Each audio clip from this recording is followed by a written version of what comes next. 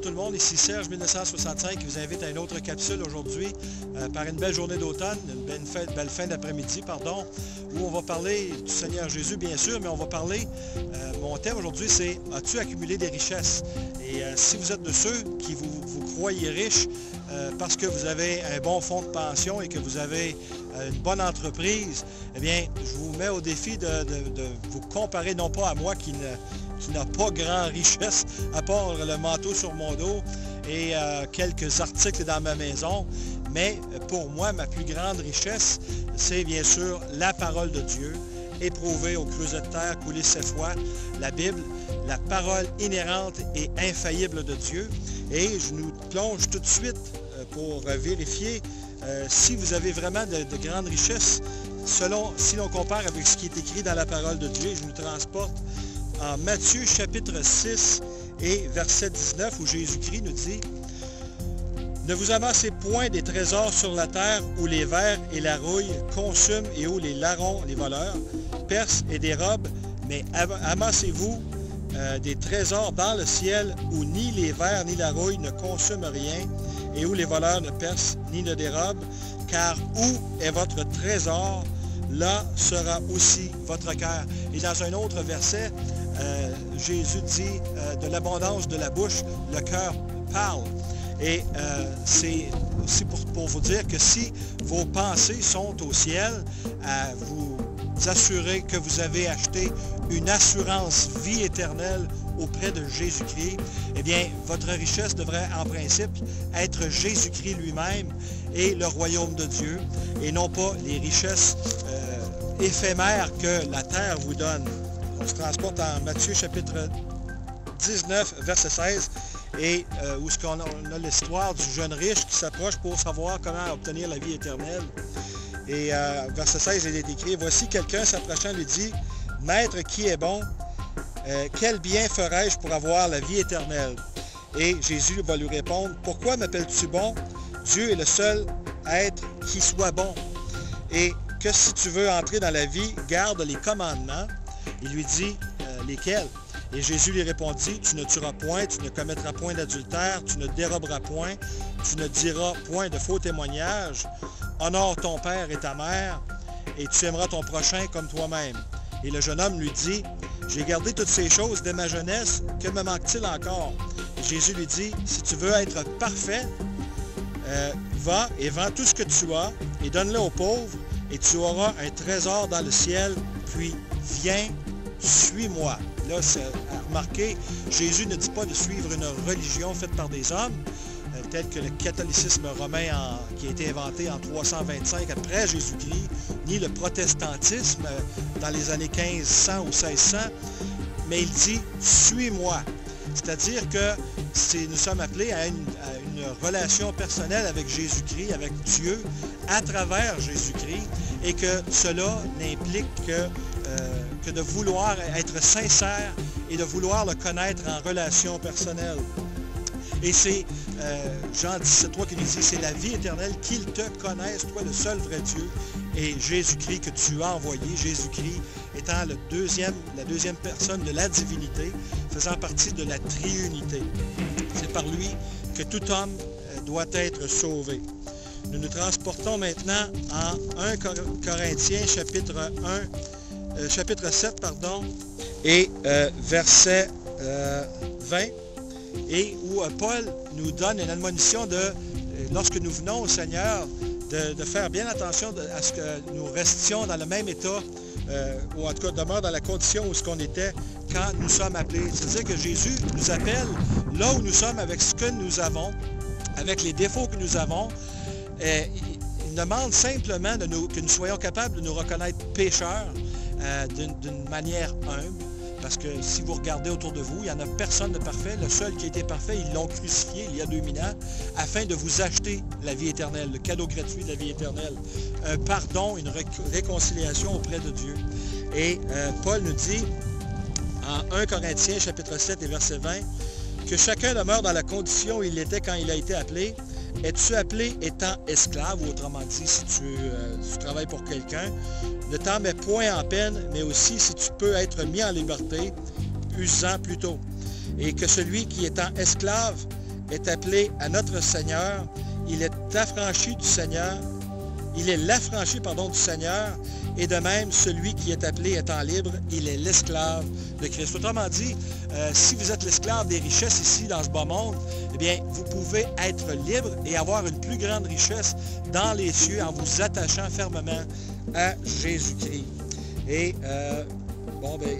verset 24, qui est écrit, « Mes frères, que chacun demeure envers Dieu dans l'état où il était quand il a été appelé. » Pour ce qui... Et voilà.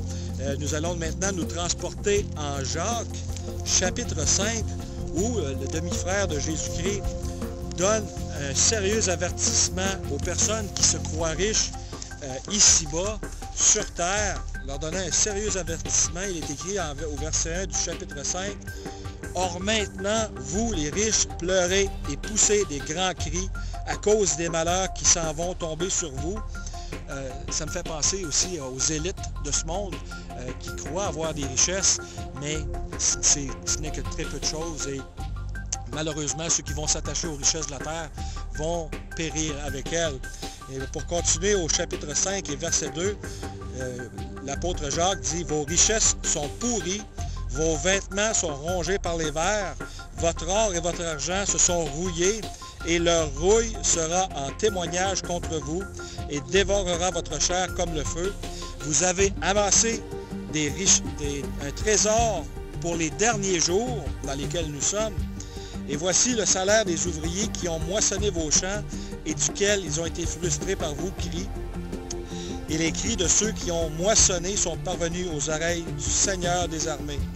Vous avez vécu dans les délices sur la terre, vous vous êtes livrés aux voluptés et vous avez rassasié vos cœurs comme en un jour de sacrifice. Vous avez condamné et mis à mort le juste qui ne vous résiste point. Or donc, mes frères, attendez patiemment jusqu'à la venue du Seigneur. Voici, le laboureur attend le fruit précieux de la terre, patientant jusqu'à ce qu'il reçoive la pluie de la première et de la dernière saison.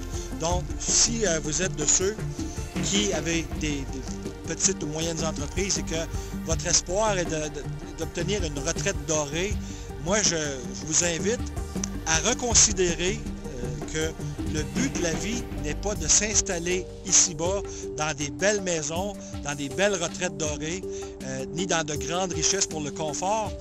Le but de la vie, c'est de glorifier Dieu, Dieu qui vous a donné votre être, qui vous a donné les talents pour aller gagner ces richesses, mais aussi que ces richesses ne doivent pas nécessairement demeurer entre vos mains, mais qu'elles doivent être partagées pour glorifier le Seigneur, que ce soit pour des bonnes œuvres.